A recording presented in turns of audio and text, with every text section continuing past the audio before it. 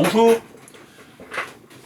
à nouveau bienvenue à ActivaScience. Aujourd'hui, à la demande d'un internaute du nord de la France, Cédric, qui va certainement se reconnaître, je vais réaliser une vidéo sur la fabrication d'ailerons indestructibles destinés à être montés sur une fusée à eau. Donc ailerons indestructibles, ça veut dire des ailerons souples mais qui sont quand même rigides, parce qu'il faut, pour qu'un aileron soit efficace, il faut qu'il soit rigide, qu'il soit léger, et puis qu'on peut triturer à volonté sans que pour autant ça ne nuise au bon fonctionnement du système, du vol de la fusée. Donc pour réaliser ces ailerons, j'ai un certain nombre de matériel. Déjà on va parler de l'outillage. Dans un premier temps, pour ce qui est de la découpe, je vais avoir besoin d'une paire de ciseaux. Je vais avoir besoin d'un gros cutter, d'une règle métallique, ici j'ai pris un morceau de cornière tout simplement, et pour couper avec le cutter, indispensable, un gant anti-coupure, qu'on va mettre sur la main qui ne tiendra pas le cutter. Ensuite, une pince plate. Ça, ce sera pour pincer une partie, la jupe des ailerons. On va avoir besoin d'une agrafeuse grand modèle qui sera capable de percer 2 épaisseurs de plastique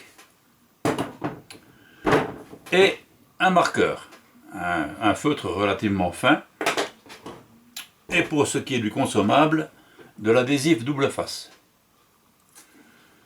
Et pour tout ça, pour travailler là-dessus, on va avoir besoin d'un tapis de coupe. Et c'est parti. Donc on va déjà réaliser les ailerons tracés sur des bouteilles. Quelle bouteille je vais utiliser? Alors moi j'utilise des bouteilles qu'on trouve soit au Leclerc, soit au Lidl. Donc c'est de l'eau gazeuse pétillante. Il faut pour réaliser ces ailerons que les bouteilles soient relativement droites, d'accord, qu'on ait une partie sur laquelle on puisse justement découper les ailerons. Parce que si on découpe dans du courbé, ben là ça ne va pas le faire du tout, du tout. Donc une partie droite. Et donc on va commencer par démonter les parties inutiles. Bon, le bouchon on peut éventuellement le laisser, mais l'étiquette on va la virer. On l'enlève, on la décroche, et en dessous on aura une partie qui est encore collée, et on va nettoyer cette colle à l'aide de diluant ou d'un autre produit qui va décoller la colle. Voilà. On commence par le traçage. Déjà, on va réaliser un dessin sur un morceau de carton. Voilà le dessin que j'ai réalisé moi. D'accord ? C'est ce qui va me servir de gabarit. Un morceau de carton, hein, ça c'est un morceau de truc de biscotte, on en trouve partout, du carton fin. Ce gabarit, je vais le découper. Et je vais obtenir ceci. Ok ? Hop, ce gabarit. Ensuite, je vais le poser sur ma bouteille. Et je vais le maintenir par 2 élastiques. Je vais le centrer sur la bouteille grâce au trait de moulage qu'on retrouve sur les bouteilles. Donc je pose le côté de mon gabarit sur le trait de moulage de la bouteille. Je ne le descends pas trop bas,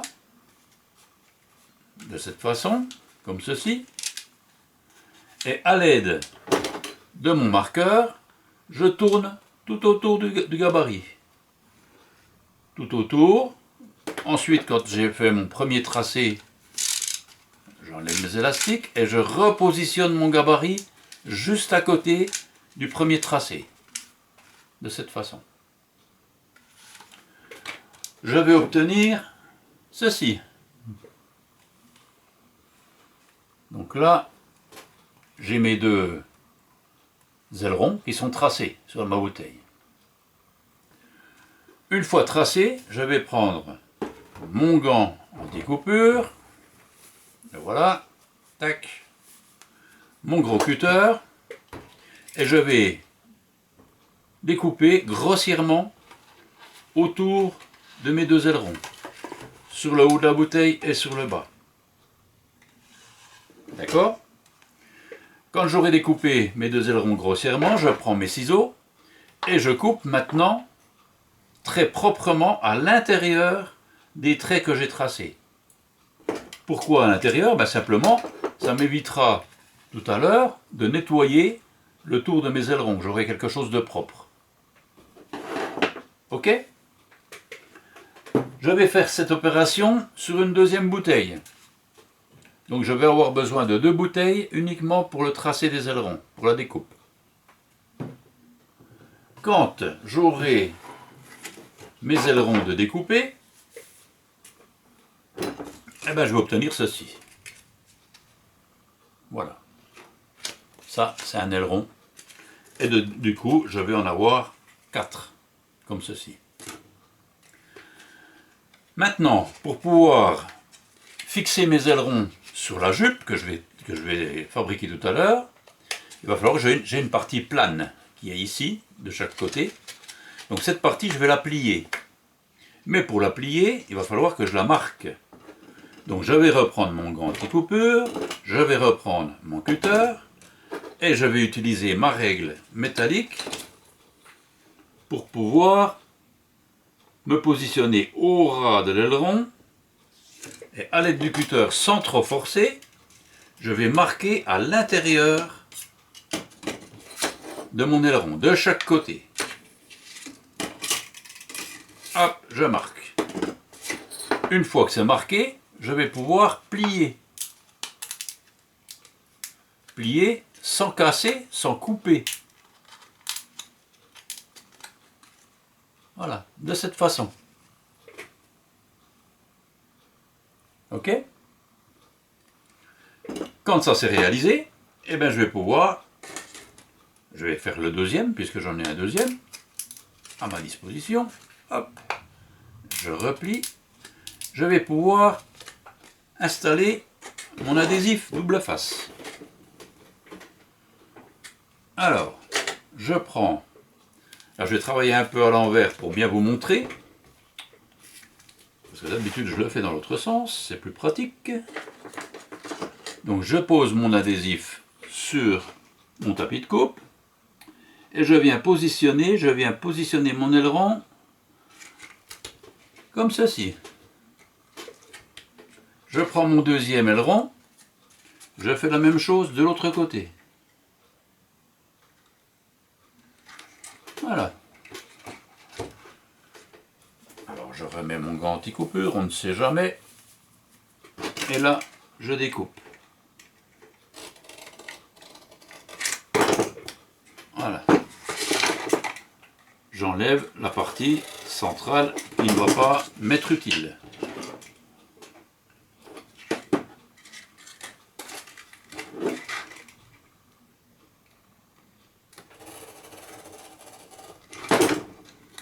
Éventuellement, ce morceau-là, on pourra le réutiliser sur des autres ailerons.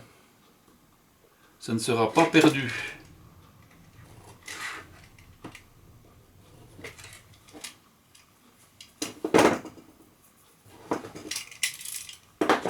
Voilà. Donc j'ai fait un côté de mes ailerons et maintenant je continue. Bon, je vais enlever le gant parce que c'est pas pratique.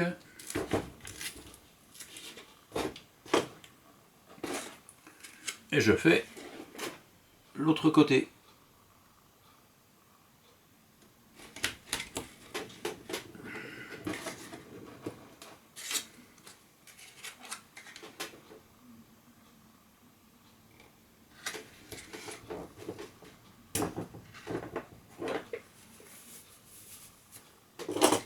Hop, on découpe.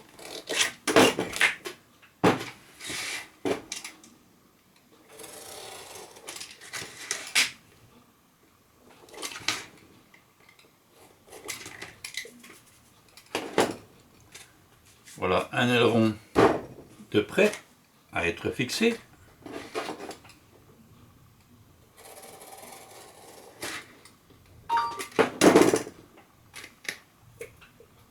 Et voilà le second. J'en avais préparé déjà 2 à l'avance. Donc maintenant, mes 4 ailerons sont réalisés. Maintenant, il faut les fixer sur notre fusée. Mais si je fixe mes ailerons directement sur la fusée, déjà si je les colle, ça va pas tellement bien tenir. Je ne peux pas les agrafer parce que si je les agrafe sur le réservoir de la fusée, ben, je vais percer le réservoir et puis ben, le fonctionnement, ça ne marchera plus. D'accord? L'air va s'échapper et ça risque d'exploser. Donc maintenant, je vais réaliser ma jupe. Alors, je remets mes 4 ailerons ensemble. Tac, ça, j'en ai plus besoin. Voilà. Pour réaliser ma jupe, je peux utiliser un instrument, moi, que j'ai fabriqué moi-même, hein, parce que autrement, on n'en trouve pas dans le commerce. On peut assimiler cet instrument à un trusquin qu'utilisent les menuisiers. Moi, c'est uniquement pour tracer. C'est-à-dire que là, j'ai fabriqué quelque chose sur une coulisse comme ça, et qui va me permettre de tracer des traits sur les bouteilles. Je vais tracer 2 traits sur ma bouteille. Alors si je n'ai pas cet instrument-là, je peux réaliser un empilement d'objets, poser simplement mon marqueur sur cet empilement et tourner ma bouteille. Ça, c'est ce que je faisais au début. Maintenant, ça c'est plus pratique. Je vais tracer 2 traits horizontaux sur ma bouteille, les tracer proprement, c'est pour ça que utiliser cet instrument-là c'est bien pratique. Donc les tracer proprement. Donc ces 2 traits vont être espacés de la même hauteur que les ailerons. D'accord? C'est la même chose, à peu de choses près. Quand j'aurai réalisé mes 2 traits, ben, comme pour les ailerons, je vais découper grossièrement de chaque côté de mes 2 traits, et ensuite avec mes ciseaux, donc au cutter hein, évidemment, et avec mes ciseaux, je vais découper. Une astuce pour découper les 2 traits, on va se mettre en bas de la bouteille, quand elle sera découpée au cutter, et on va tourner la bouteille, et c'est uniquement la rotation de la bouteille qui va permettre de découper. Si on se met au-dessus, on risque de se trouver coincé. Le mieux, c'est de se mettre en dessous, comme ça. Voilà. De chaque côté, la même chose. Une fois découpé, on va obtenir ceci. Un cylindre percé de chaque côté. Évidemment, il y a un trou de chaque côté, c'est normal. Ma jupe, elle est quasiment terminée. Maintenant, mes ailerons, il va falloir que je les fixe sur la jupe. Le problème, c'est que je n'ai aucun repère. Si, peut-être, à part le repère du trait de moulage, mais à part ça, c'est tout. J'en aurai qu'un. Un de chaque côté, en fait, on va dire. Mais les autres, je ne les ai pas. Pour avoir l'endroit où je vais fixer mes 4 ailerons, et bien tout simplement, qu'est-ce que je vais faire? Je vais plier. Je vais plier ma jupe en 4. Donc je la plie dans un premier temps en 2. Avec ma pince plate, je vais pincer les endroits, les arêtes en fait, de mon, entre guillemets, parallélépipède rectangle. On appelle ça maintenant un cube. Les enfants appellent ça un cube à l'école. Ah non, un pavé, je me trompe. Voilà, donc de mon pavé, et de l'autre côté, quand j'aurai mes 2 arêtes de tracé, je vais replier pour avoir les 2 autres. Et pareil, avec ma pince, je repince mes arêtes. Et du coup, maintenant, je vais avoir quelque chose qui va ressembler à une jupe qui est carrée pour l'instant, mais qui, ne vous inquiétez pas, va bien reprendre sa forme cylindrique. Mes ailerons maintenant, très simplement, je décroche, j'enlève les parties d'adhésif pour pouvoir fixer, et je vais me mettre juste sur un côté de mon arête. Le second, je fais la même chose sur l'autre côté. J'ouvre un peu l'intérieur de l'aileron pour qu'il ait une belle forme. Et voilà, j'ai déjà un aileron d'installé. Je fais la même chose pour les 3 autres.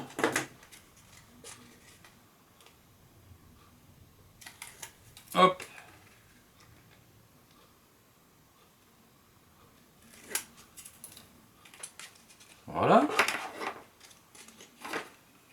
Attention à ne pas inverser le sens, hein, toujours rester dans le même sens de collage, on va dire.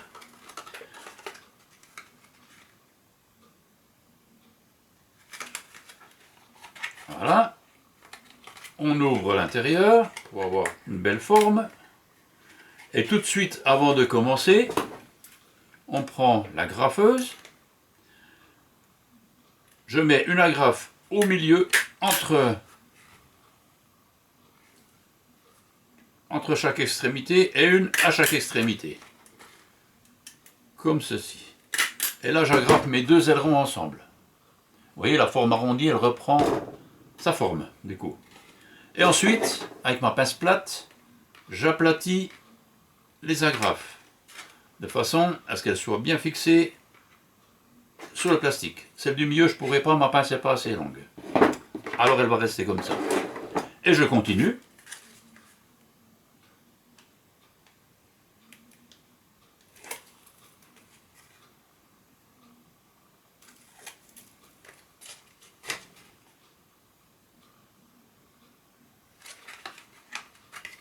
Voilà.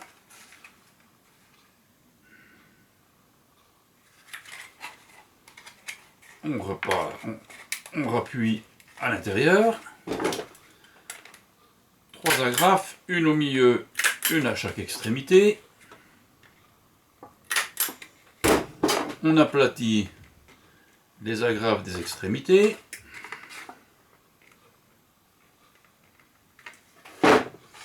Et il me reste à en fixer un sur ce côté-là.